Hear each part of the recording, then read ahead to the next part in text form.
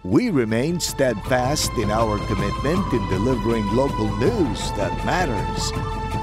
Stories that inspire.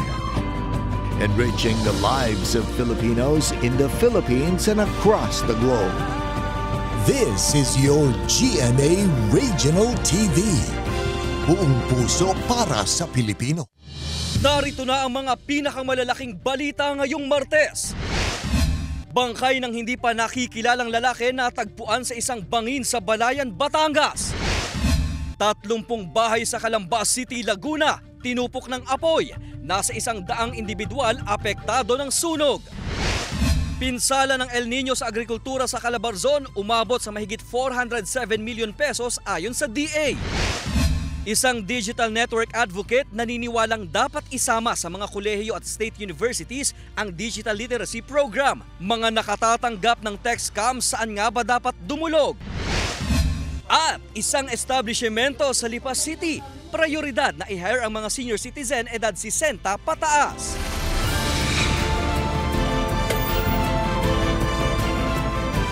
Ito ang GMA Regional TV, Balitang Southern Tagalog. Magandang hapon mga kapuso, narito na ang Balitang Southern Tagalog. Hatid namin ang mga pinakamalaki at pinakahuling balita sa Timog Katagalugan. Live mula rito sa GMA Batangas Station, ako po si Ace Medrano. Natagpuan ng bangkay ng hindi pa nakikilalang lalaki sa isang bangin sa Balayan, Batangas. Nakatutok si Denise Abante. Sa humigit kumulang 10 metrong lalim na bangin sa Barangay Tanggoy, Balayan, Batangas, natagpuan ng isang concerned citizen ang isang bangkay ng hindi pa nakikilalang lalaki pasado alas 8 ng umaga nitong linggo. Nakasilid sa sako ang bangkay at nasa decomposition stage na ayon sa pulisya. Base sa report, napansin umano ng concerned citizen ang paa ng isang tao sa labas ng sako kaya agad niya itong itinawag sa himpilan ng pulisya. Pagbukas ng sako natin, mahirap na siya ma-identify due to mga dugo, mga some bruises. Kaya right there and then I said, okay ma'am, tumawag kami ng local to process the crime scene. Approximately, nasa 5'5" po yung kanyang taas, medium build, broad complexion po, and wearing black shorts with tattoo po siya sa kanyang kaliwa at kanang braso ma'am. Sa kanya pong kanang braso, makikita po yung parang compass na tattoo na may mga face. Tapos sa kaliwang braso na gagamba na may tapot and picture ng babae ma'am. Nakitaan din ang mga saksak sa iba't ibang bahagi ng katawan ng bangkay. Posible raw na itinapon lang sa lugar ang biktima. Patuloy pang nagsasagawa ng autopsy ang otoridad upang malaman ang sanhi ng pagkamatay nito. Kasalukuyang nasa isang punerarya sa Balayan ang naturang bangkay habang gumugulong pa ang investigasyon sa kaso. Kayo po yung maka-witness ng mga katulad na insidente, huwag po magkatubiling ipagbigay po sa kaalaman po ng aming bilan upang sa ganun po ay aming pong kaagad na ma-actionan at makipagtulungan upang sa ganun po ay maresolba natin ng mas maaga. Denise Abante, Balitang Southern Tagalog. Naitala sa Calabarzon Region ng mahigit 407 million pesos na halaga ng pinsala sa agrikultura dulot ng El Nino ayon sa Department of Agriculture. Ang detalye sa report ni Paul Hernandez. Sakit sa ulo at bulsa ang naging daing ng mga magsasaka ng palay at mga high-value crops sa Calabarzon nang bumagsak ang ani nila dahil sa natuyong taniman dala ng nagdaang El Nino. Lumalabas na mahigit 400 million pesos ang halaga ng pinsala sa rehiyon ayon sa Department of Agriculture 4A. Yung na-record lang yon na nagtanim pero yung opportunity loss na nawala, yun ang hindi nakuwenta ng tao. Yung hindi na nagtanim dahil walang patubig, mga hindi na nag-alaga ng baka, nag-alaga ng mga hayop dahil walang pagkain. Pero hindi raw nito kasing laki ang naluging kita sa iba pang mga rehiyon. Mahigit 6 na bilyong piso ang danyo sa agrikultura sa buong bansa. Mas kukonti kami dito sa Calabarzon kumpara sa mga rice area region. Ang lalaki ng damage nila talaga. Bilyon halos ang naging effect ng Hamon naman ngayon sa Agriculture Department ang pagpasok ng tag-ulan. Yan na rin ang pinagtutuunan ng pansin ng kagawaran. Dahil kung hindi sa peste, ay sa mapaminsala namang La Nina. Samantala ang presyo ng bigas sa ilang pamilihan, naglalaro pa rin sa mahigit 50 pesos pataas. Kaya ang tanong, kailan ba bababa ang presyo nito? Kaya pa nga bang maabot ang 20 pesos per kilo? Hindi yan tuwirang nasagot ng NFA. Ang naging function na lang ngayon ng NFA ay yung buffer stocking. kung saan kami nag-maintain ng sapat na supply ng bigas sa panahon ng mga kalamidad at sa emergencies. Ang paliwanag nila, patuloy na pinag-aaralan ito ng pamahalaan. Ibinahagi ang mga bagay na yan sa Kapihan sa Bagong Pilipinas kasama ang DA at mga attached agencies nito. Kasama si Kel Ravaca, Paul Hernandez, Balitang Southern Tagalog. Ramdam sa Batangas ang 42 degrees Celsius na heat index. Kaya naman, ang ilang nagtatrabaho sa gitna ng sikat ng araw, kanya-kanyang diskarte para maibsan ang malinsangang panahon. Narito ang report ni Denise Abante. Maghapon nakababad sa matinding sikat ng araw ang 48 anyos na tricycle driver na si Mang Pablito. Tinatsaga raw niya ang mainit at minsay bigla ang pagbuhos ng ulan dahil tanging dito siya kumikita para sa pamilya. Laking pagtataka niya na mainit pa rin ang panahong nararanasan sa kabila ng pagdeklara ng pag-asa ng pagtatapos ng El Nino. Palagi ang pag-inom ng maraming tubig daw ang kanyang ginagawa upang maibsan ang nararanasang maalinsangang panahon. Malinsangan pa rin, kahit ganun nga. Napakatindi pa rin ang init, kahit umuulan, ganun pa din. Parehas lang, para timbang naman. Sabihin, tag-ulan, ulan ng ulan. Pag init, init ng init.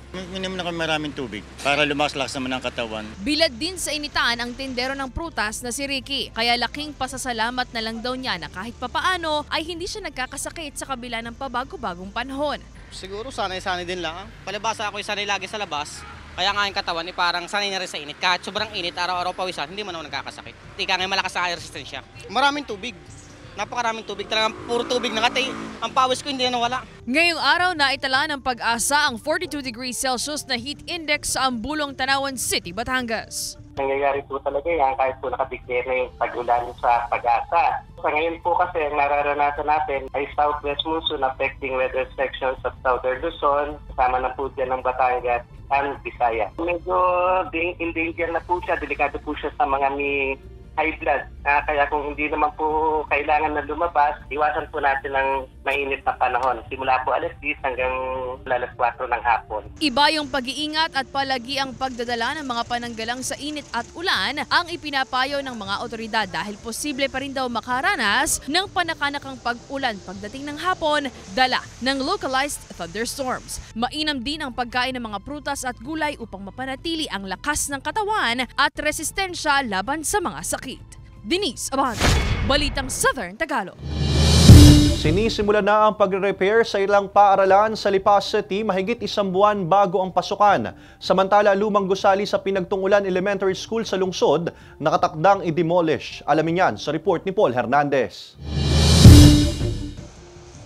Sigurado na ang sementadong quadrangle na sasalubong sa mga estudyante sa Pinagtungulan Elementary School sa Lipa City sa pagbabalik eskwela sa Hulyo. Double time ang mga manggagawa, hindi pa man opisyal na simula ang Brigada Eskwela. Ako po ay nag-seek ng support sa parents together with the barangay officials. So, ma-landscape na po. Para prepare na po yung bata kung maging rain or shine po, ready ang school. Mainam na rin daw ang pagre-repair habang maganda pa ang panahon. Aminado ang prinsipal, bitin ang laan na araw para sa brigada. Meron po kaming NLC, meron din po kaming matatag agenda seminar.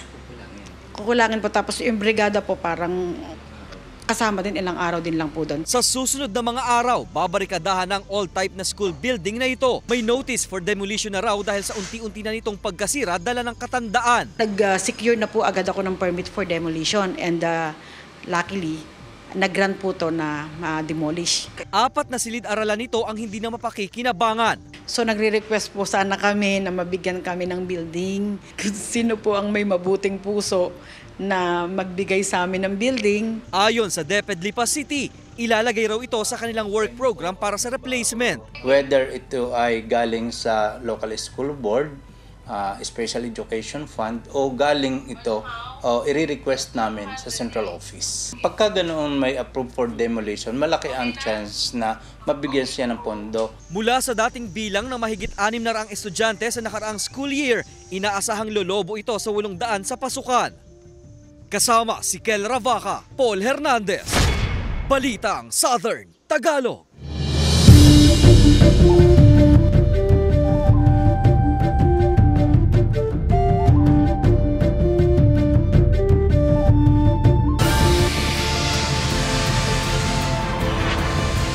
Ito ang GMA GMA Regional TV, Balitang Southern Tagalog.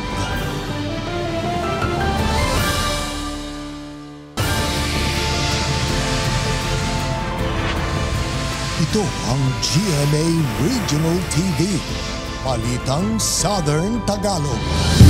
Tinupok ng apoy ang nasa 30 bahay sa Calamba City, Laguna. Nakatutok si Denise Abante. Makapal na usok at mabilis na pagkalat ng apoy ang bumulabog sa mga residente ng Barangay Linga, Calamba City linggo ng hapon matapos masunog ang 30 kabahayan sa lugar. Sa investigasyon ng Calamba Bureau of Fire Protection, mahigit 2 milyong pisong halaga ng ari-arian ang natupok, kabilang na ang ilang mga ancestral house sa barangay. Patuloy pang inaalam ng otoridad ang sanhi ng sunog. As of now, ma'am, under investigation pa rin po yung cause ng fire. Umabot po siya ng 111 individuals, ma'am, with 38 families po. May mga area po na wala pong firewall, and may mga area po tayo na gawa po siya sa light materials po, so highly combustible. Kaya po mabilis po talagang naabot ng apoy. Mag-aalas 3 na raw ng hapon nang matanggap ng Calamba BFP ang tawag. Malaki na raw ang apoy at malawak na ang sakop nito, kaya itinaas sa third alarm ang sunog. Pasado alas 5 din ng hapon kahapon nang ideklara ang fire out. Maswerte namang walang nasawi o nasugatan sa mga residente na kasalukuyang nananatili sa covered court ng Barangay Linga. Nagbigay na rin daw ng ayuda ang Calamba City LGU sa mga apektadong residente. Abiso ng otoridad, huwag po tayo magpakampante na dahil po tayo dito natin, may ibig sabihin po okay na po ang lahat. Bisitahin po ang ating mga kagamitan, huwag pong ihahayaan o iiwanan na nakasaksak ng ating mga electrical na gamit. Kung hindi naman po ginagamit, yung pong mga magpapagawa naman po ng bahay, make sure lang po na meron tayong firewall. Malaking bagay po ito para hindi po lumawak pa yung apoy. Sinisika pa ng GMA Regional TV Balitang Southern Tagalog na makuhanan ng pahayag ang mga residenteng nasunugan. Denise Abante, Balitang Southern Tagalog. Hindi raw alam ng ilang Batanggenyo kung saan dapat magsumbong kung makatatanggap ng text scams. Samantalang isang digital network advocate naniniwalang dapat isama sa mga kolehiyo at state universities ang digital literacy program. Para sa detalye, makakasama natin live si Paul Hernandez. Paul?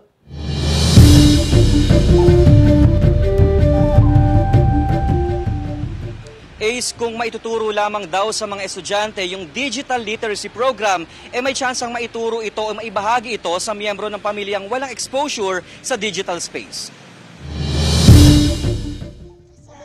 Dinededma at binubura na raw agad ni Shirley ang mensaheng natatanggap mula sa mga hindi kilalang numero. Kadalasang laman daw ng mensahe ay pagkapanalo niya sa pa-contest kahit wala namang sinasalihan. Kagaya ng magbigay daw muna ako ng pera sa kanya.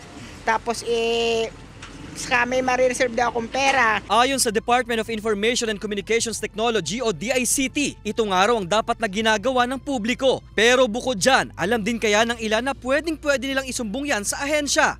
Wala akong idea, sir. Pinapabayaan ko na lang. Hindi ko na pinapansin. Sakasakali naman ako ma-scam. Di magsusumbong na lang ako sa polis para hindi na mangyari ulit. May consumer hotline pa nga ang NTC na 1682 na pwedeng pagsumbungan ng mga SIM card user. Ayun nga, nagtataka rin pero hindi ko na pinapansin yun. Siyempre, mayroon magte-text sa iyo na hindi mo naman alam kung kaninong number. Bagay na dapat ginagawa ng marami. Hindi raw dapat ipinagkikibit-balikat na lang ito. Dahilan kaya patuloy na may nabibiktima. Ayon sa isang digital network advocate, ang pagkagat sa patibong ng mga umano'y scammer dala ng mapang-akit na malalaking balik na pera kung sakali. Very attractive yung mga quick money schemes. Hindi natin maitatanggi na pag mabilis ang pera, mas attractive yan sa ating mga kababayan na nangangailangan. At kung sila daw ang tatanungin, dapat isama na sa kurikulum ang pagtuturo ng digital literacy program. Maibabahagi raw ng estudyante ang impormasyon sa miyembro sa bahay na hindi exposed sa digital space. Dapat naka-institutionalize na yan sa ating basic and secondary education. But at the same time, maglaan ng pondo yung gobyerno para sa mga state universities and colleges para mag-develop ng mga mas maraming experts. Hindi pa naman daw kailangang amyendahan ang SIM card registration law, kundi pagpapaigting ng monitoring at pagdaragdag ng tauhan kung kinakailangan. Bukod pa sa pagpapaigting ng batas, ang tingin dito ng Digital Pinoys, dapat nang mag-upgrade ng makinarya yung pamahalaan para mabilis na matunton yung mga nasa likod ng pagpapakalat ng text scam. Ace. Maraming salamat, Paul Hernandez. Hinamon ng COMELEC ang mga kakandidato sa 2025 midterm elections na magpakatotoo. Samantala, mga lumang litrato hindi na dapat ginagamit sa campaign posters ayon sa komisyon. Nagbabalik sa report si Paul Hernandez. Ang mga political campaign posters tuwing eleksyon, ginagamit para makilala ang isang kandidato. Nariyan ang mga naglalakihang mukhang nakabalandra sa mga tarpaulin. Epektibong campaign strategy ng araw ito. Hindi pa rin naman nawawala yung value ng mga campaign posters, especially that not all voters are technologically savvy. May segment pa rin ng ating voters na umaasa pa rin or nagre-rely pa din dito sa mga campaign posters na ito. Ang problema, may mga kandidatong hindi na updated ang litratong ginagamit sa election campaign paraphernalia. Kaya para mapigilan ang disinformation, hamon ng Commission on Elections o COMELEC sa mga kakandidato, magpakatotoo. Hindi yung 30 taon na yung pictures o kaya naman ibang-iba na itsura niya sa kasalukuyan. Dapat kung ano lang yung dapat na totoo. Doon lang tayo. May mga botanteng araw na nagugulat na ibang itsura ng kandidato sa larawan kumpara sa personal. Pag ang pagkakakilala nyo sa kanila, mga ganong edad, di pag lumabas ho sila, iba na. Malilito kayo kung sino dapat iboto. Yun po depende sa tao kung gusto po nilang palitan yung kanilang mukha. Yun po yung nasa tao po. Pero mas maganda pa yung natural talaga. Nagbabala na rin ang komisyon na biodegradable materials na ang gamitin sa pangangampanya. Iwasan na rin daw ang nakabubulahaw na speakers. Dapat lagi pa rin napoprotektahan ang kalikasan. Dapat responsible tayo ng mga kandidato at mga political parties. February 11, 2025, magsisimula ang campaign period ng midterm elections para sa senatorial candidates at party list at March 28 para sa mga local candidate. Kasama si Buhay Adante Jr., Paul Hernandez, Balitang Southern Tagalog. Na-excite ang netizen sa bagong pelikula ni Barbie Forteza at David Licauco. Samantala may bagong mga katauhan sina Ruru Madrid at Yasi Pressman sa Black Rider. Narito ang report ni Hazel Alviar. So, we flew just to eat?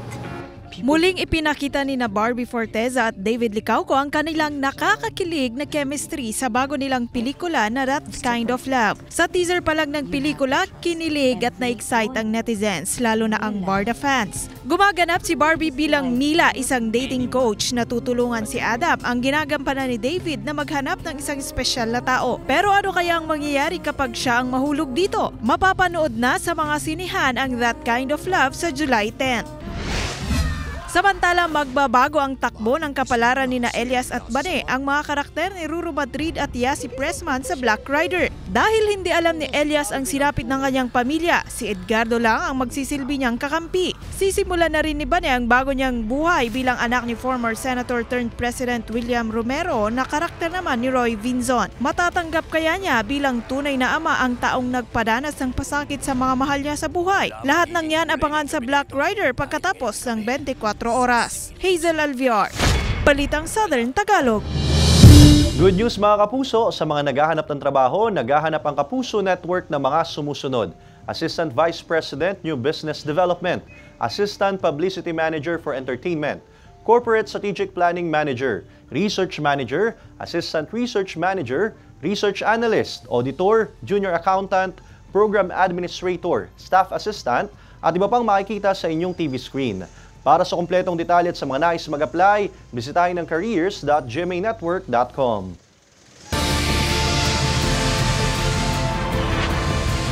Ito ang GMA Regional TV, Balitang Southern Tagalog.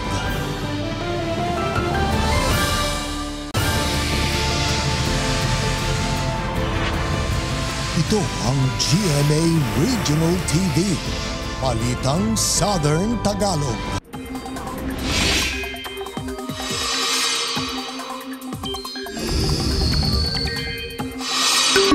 Mga kapuso, bagamat may bahagi ng araw na ramdam ang init at alinsangan, may tsansa pa ring ulanin ang maraming lugar sa bansa. Habagat ang nakakaapekto sa Southern Luzon at Visayas, habang posible naman ng localized thunderstorms sa ilang probinsya. Sa datos sa Metro Weather, may tsansa ng ulan sa Mindoro Provinces, Rizal, Cavite, Palawan at Quezon. Malalakas ang buhos sa ilang lugar kaya maging alerto sa banta ng baha o landslide. May tsansa rin ng localized thunderstorms sa iba pang bahagi ng bansa. Ngayong nagsimula ng panahon ng tag-ulan, dumarami rin ang bilang ng mga nagkakasakit tulad ng trangkaso, ubo, sipon at iba pa. Muling nagpaalala ang health authority sa publiko upang makaiwas sa sakit ngayong rainy season. Una, siguruhing malinis at ligtas ang pinagkukuhanan ng tubig.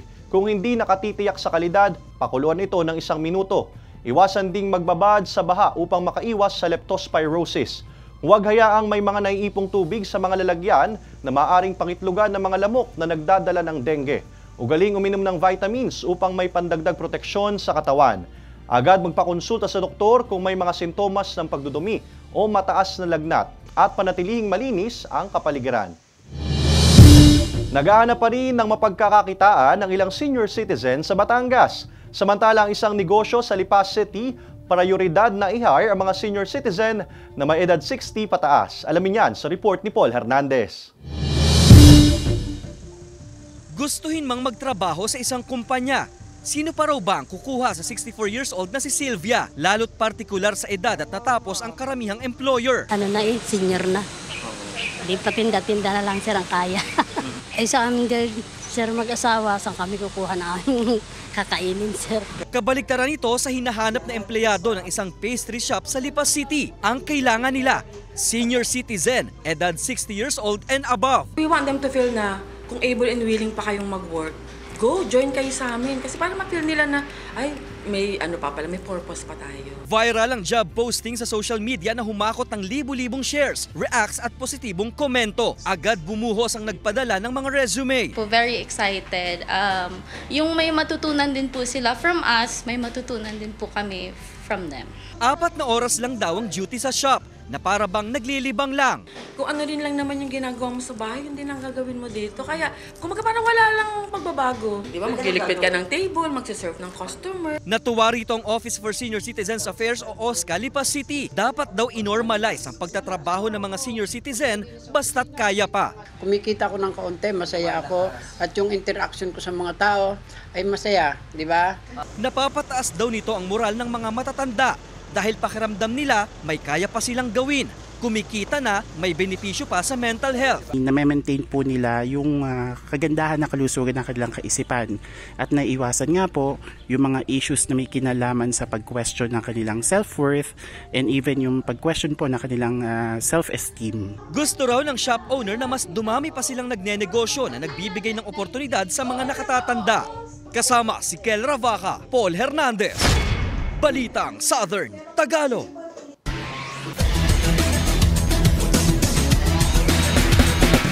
Mga kapuso, bukas na ang NCAA Season 99 Cheerleading Competition. Live yang mapapanood sa Phil Oil Eco Oil Center sa San Juan City. Ang 4-peat at defending champion na Arellano Chief Squad naghahanda na para sa mas angat na routine this year para makuha ang 5th straight title. May delayed telecast ang cheerleading competition sa June 23, 10 a.m. sa GTV. Mga kapuso, halina't makisaya sa Kapuso Fiesta sa pagdiriwang ng founding anniversary ng Lipas City sa darating na June 20, araw ng Huwebes. Samahan ang cast sa upcoming GMA Prime murder mystery drama na Widow's War kasama sina Carla Abellana, Benjamin Alves, Rita Daniela at Juancho Trevino. Abangan din ang pagbirit ni Kapuso Este Princess Hannah Persilas. Tara na sa Lipas City sa June 20, Huwebes, alas 7 ng gabi sa Plaza Independencia. See you there mga kapuso!